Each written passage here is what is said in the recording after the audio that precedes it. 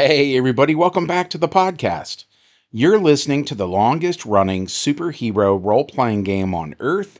I'm your host, the Game Master. And before we get into today's episode, smash that like button, make sure you're subscribed, and leave us a comment. That helps us out on our end with the YouTube algorithm, but also we love to hear from you guys. We have an awesome community here, and that's thanks to you. So thank you so much for being here. So, having said all of that, let's get into it. This video actually does not represent a single game session, but rather it represents several brief games that we played at a comic book convention in Ontario, where we were playtesting our new D20 game. So, as a result of that, these adventures were less story oriented and we're really more about trying out the new game mechanics to see what worked and what didn't. So, that said, the prologue to the first game session began with a team of dimensional travelers from a Marvel universe. We'd made up a bunch of character sheets and printed them off, and they were around this big round table so that people at the convention could stop by our booth and play whichever character grabbed their attention. So that first game had 3 players, and the heroes that were chosen were the Hulk, Spider-Man, and Wolverine. They ended up in a dimension where Thanos was tracking down the Infinity Gems, but had yet to find one. When they get there, they walk in on Thanos with his big purple fingers around the throat of some random alien, demanding to know where the gem is that this alien once possessed. But the alien says that he was defeated by yet another alien who took it from him, and that honestly he doesn't know its whereabouts. But Thanos thinks he's lying and squeezes harder. So the heroes jumped into action. Spider-Man shoots webs at Thanos, but was unable to hit Thanos' high armor class. Wolverine gets in there and starts to hack and slash with his claws, and while he does hit, he doesn't actually do any damage. Finally, it's the Incredible Hulk who goes toe-to-toe with Thanos. And on the Hulk's first round of combat, his strength in the D20 system was a 60. And by the way, as a brief aside, the way we were calculating punch damage for this new system of ours was to take a character's strength, divide it by 10, rounding down, and then that is how many 6-sided dice you get to roll for your damage. And then on top of that, you add your ability modifier. So for the Hulk, on round 1, he got to roll 6d6 plus 25 damage. But then on round 2, the Hulk's strength goes up a little bit more, and on round 3, it goes up some more.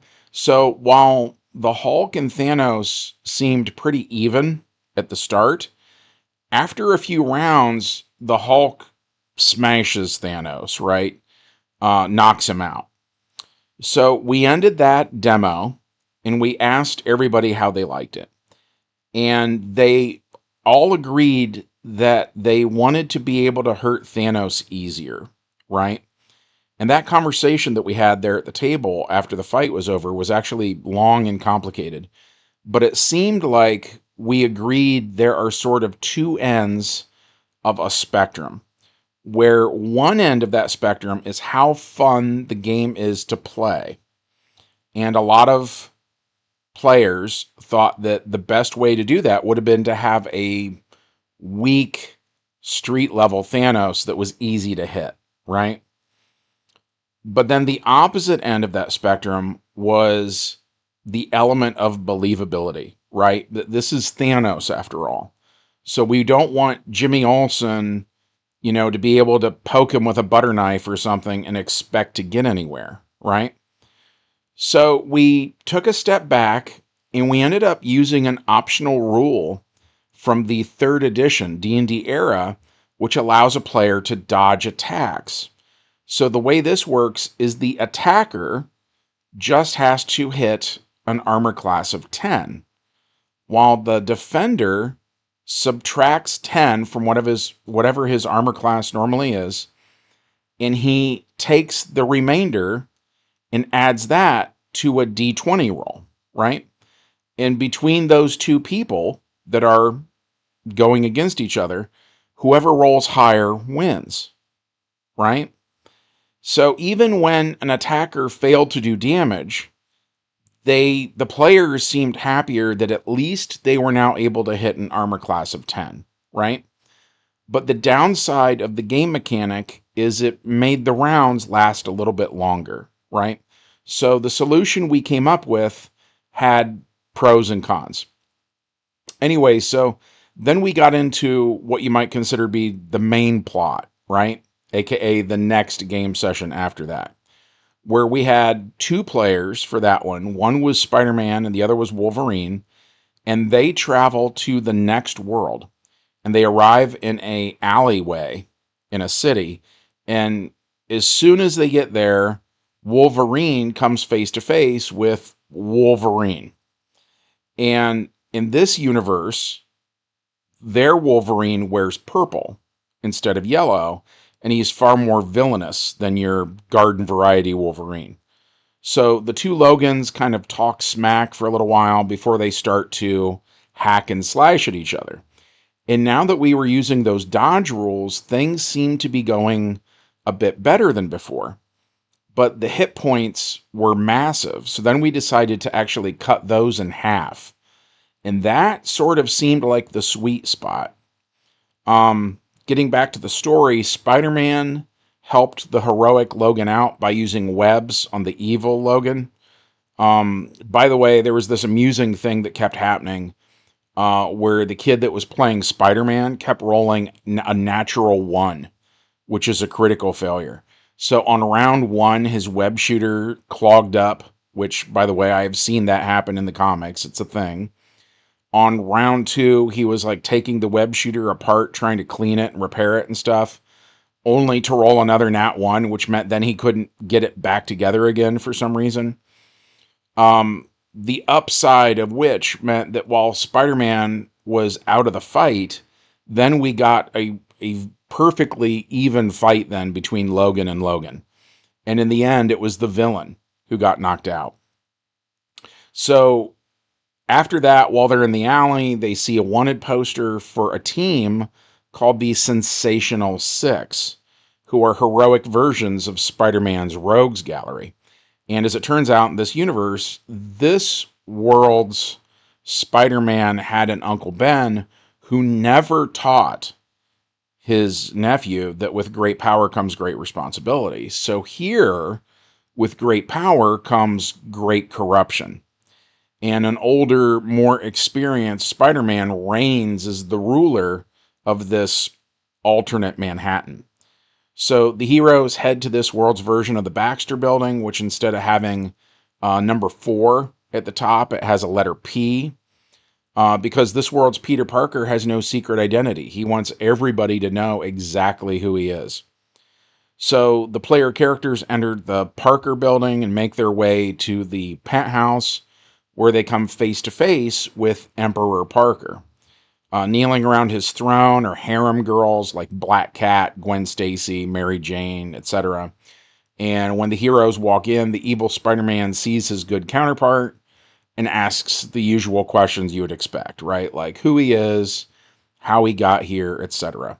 And Wolverine, also, as you would expect, charges the villain, pops his claws, and tries to make a spider-flavored shish kebab.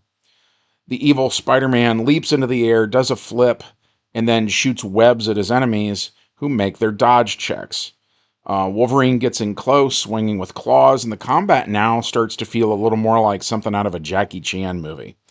Both Spider-Man twist and contort, trying to hurt each other, and the occasional hit does get through. This goes on for a while until finally the bad guy is knocked out. Wolverine offers to put the villain out of everybody else's misery, but the heroic Spider-Man says there's got to be a better way. So he web slings over to a computer console, correctly guesses the password of his evil counterpart, and gains access to the Baxter Building's computer system, built by this world's evil version of Reed Richards.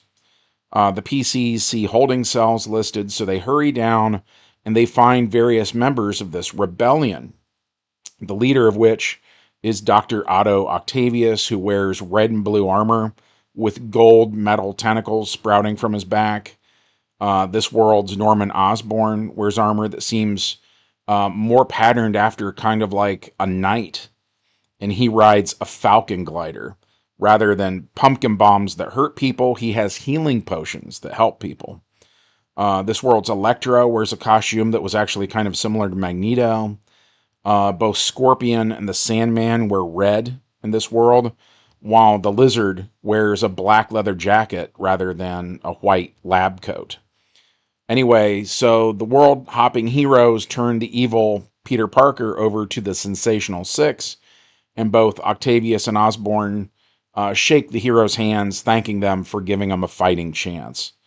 Octavius says they'll also swing by that alley where the evil Wolverine is still webbed up to a wall. So they say they'll get him and lock him up, and then the heroes give them the dimensional coordinates of Earth K, telling them if they ever need a hand, don't hesitate to call. So the rebels thank the heroes, and the heroes leave through a portal, heading on to the next dimension. And that was it. Like I said, this one was less about the story, and it was really more about testing game mechanics, right? Overall, I think things went pretty well. And for a first attempt, this is literally the first time we tried this, it certainly could have been worse, right? So we had a pretty good time on our end. As always, we hope you guys enjoyed hearing about it. If so, smash like, make sure you're subscribed, and leave us a comment. And from everybody here at the longest running superhero role-playing game on Earth, we hope you have a good one, and we'll see you in the next adventure. Bye.